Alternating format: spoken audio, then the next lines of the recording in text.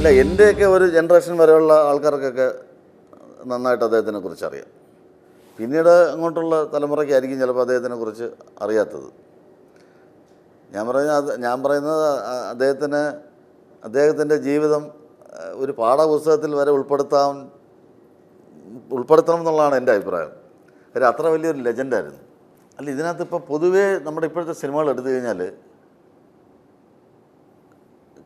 കഥയും പിന്നെ ഉപകഥയും ഒന്നുമില്ല. പണ്ട് കഥ, ഉപകഥ, പിന്നെ അതിൻ്റെ പുറകെ വേറൊരു കഥ ഒക്കെ ഉണ്ട്. ഇപ്പോൾ എന്ന് പറയുന്നത് ചെറിയൊരു എലമെൻറ്റ് എന്നെ പിടിച്ചിട്ടാണ് പിന്നെ അത് ഭംഗിയായിട്ട് അവതരിപ്പിക്കുക എന്നുള്ളതാണ്. ആൾക്കാർക്ക് ബോറടിക്കാത്ത വിധത്തിൽ ആ എലമെൻറ്റിനെ നല്ല രീതിയിൽ അവതരിപ്പിച്ചാൽ അത് വിജയിച്ചു എന്നുള്ളതാണ് അതിൻ്റെ അർത്ഥം. എങ്കിലേ പ്രേക്ഷകർ അത് സ്വീകരിക്കുകയുള്ളൂ.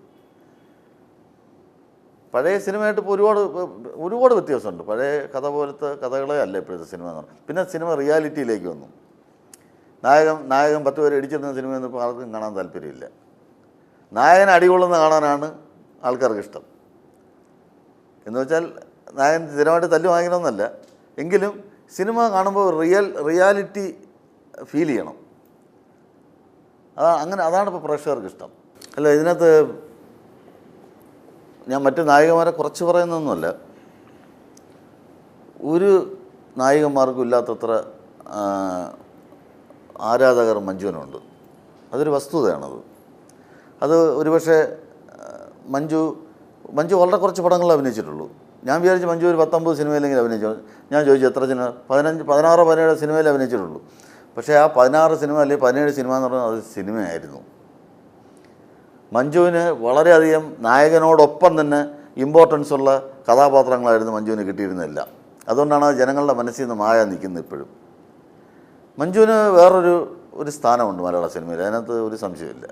അതുപോലെ മഞ്ജു അഭിനയിച്ച സിനിമ മോശമായാലും ശരി മഞ്ജുവിൻ്റെ പേര് പോകുന്നില്ല. അങ്ങനെ മഞ്ജുവിനെ സംബന്ധിച്ചിടത്തോളം മഞ്ജു ഭയങ്കര ഫ്രീ ആണ്. എൻ്റെയൊക്കെ ഒരു വലിയ ഫ്രണ്ടാണ് മഞ്ജു എന്ന് പറയുന്നത്. എനിക്കങ്ങനെ പിന്നെ ഒരു നായികമാരോട്ട് അങ്ങനെ പ്രത്യേകിച്ച് അങ്ങനെ ഷൂട്ടിംഗ് സമയത്ത് കാണുമ്പോൾ അടുപ്പമുള്ളൂ. പിന്നെ അങ്ങനെ വിളിക്കാനോ ഒന്നും അങ്ങനെ വിളിക്കാറൊന്നുമില്ല ഞാൻ. പക്ഷെ മഞ്ജുവിനെ ഞാൻ വല്ലപ്പോഴും വിളിക്കാറുണ്ട്. നമ്മുടെ വീട്ടുകാർ സംസാരിക്കാറുണ്ട്. മഞ്ജുവിനെ നമ്മൾ ഒരിക്കൽ പരിചയപ്പെട്ടാൽ പിന്നെ നമ്മൾ മഞ്ജുവിനെ മറക്കില്ല. അതാണ് മഞ്ജുവിൻ്റെ പെരുമാറ്റം എന്ന് പറയുന്നത്.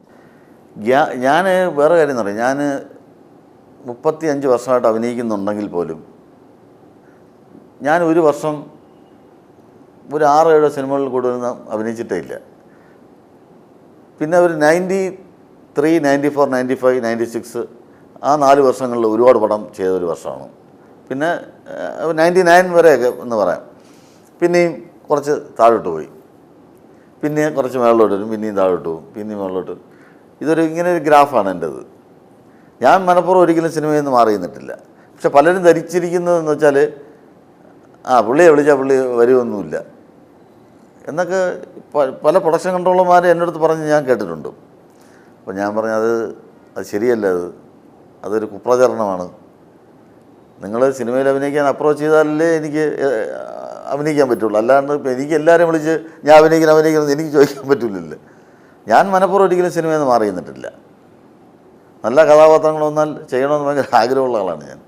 സിനിമ ഒരെണ്ണം പ്രൊഡ്യൂസ് ചെയ്യണമെന്ന് എനിക്ക് ആഗ്രഹമുണ്ട്. അതിൻ്റെ ചെറിയ ചർച്ചകളൊക്കെ ഇങ്ങനെ ആരംഭിച്ചിട്ടുണ്ട്, ഒന്നും പറയാറായിട്ടില്ല. പിന്നെ സിനിമയാണ് എൻ്റെ ജീവിതം എന്ന് പറയുന്നതിനകത്ത് തെറ്റൊന്നുമില്ല. എത്രയോ ലക്ഷം ആൾക്കാർ ആഗ്രഹിക്കുന്നൊരു കാര്യമാണ് ഒന്ന് സിനിമയിൽ മുഖം കാണിക്കാനായിട്ട്.